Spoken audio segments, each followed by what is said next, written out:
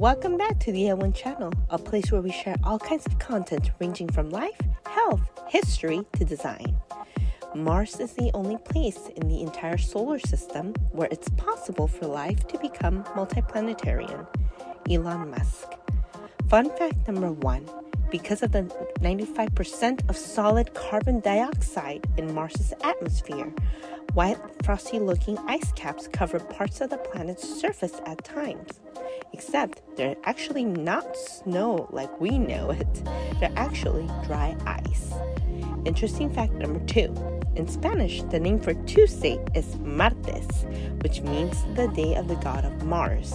And likewise, the Spanish version of the planet Mars is befittingly called Marte. Fact number 3. In Roman mythology, the god Mars had a love affair with the goddess Venus, whom we talked about last week, remember?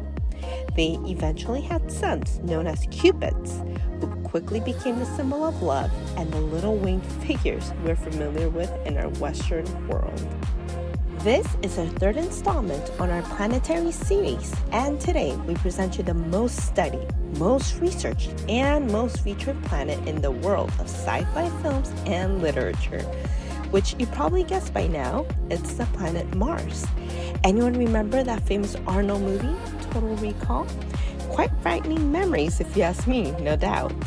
Well, while we're not certain that those images of Arnold are 100% accurate, should they happen in the real world, we do know that Mars has been the topic of interest for scientists, astrobiologists, and enthusiasts throughout the centuries.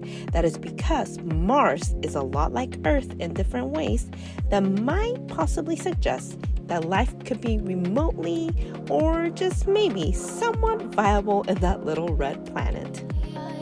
But first things first, Mars is extremely small in comparison to our planet Earth. Whereas we measure approximately 7,900 miles in diameter, Mars is only 4,200 miles in diameter. That's over 3,000 miles difference.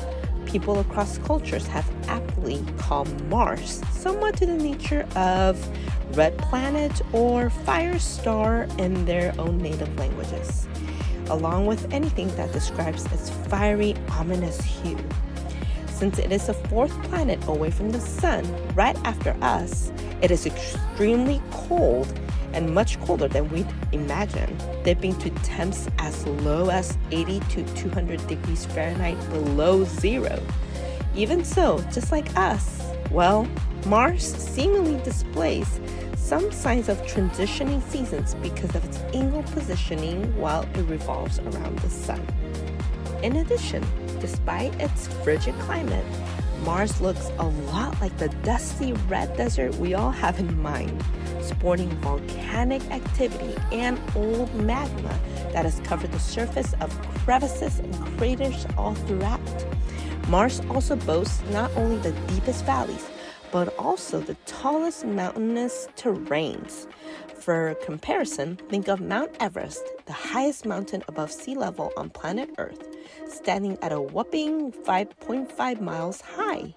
Well, Olympus Mons, the tallest mountain in the entire solar system, which also happens to be visibly covering a huge portion of Mars's surface when viewed through a large scope, is more than 17 miles high. Whoa is an understatement. But just like any other planet, Mars has its own story behind it with ancient origins like Greco-Roman mythology. In ancient Rome, the god of Mars was simply known as Mars, son of Jupiter and Juno. He was also labeled with the most peculiar combination of being the god of war as well as a god of agriculture, or more specifically, their agricultural guardian. Strange as the pairing may be, it makes perfect sense because back in the ancient days, armies would practice massive crop burning to cut the resource supplies of their enemies. He was honored with festivals around the month of March, as the Romans named the month Martius after his name, but also during the months when military and farming endeavors started and finished, that is, around the month of October. Oftentimes, we see both the Greeks and Romans agreeing on their perspectives of all the mythological gods. But in this case, the Greeks erred on the darker side of Mars. For starters, they knew him as Ares, but not as just a valiant warrior like the Romans saw him.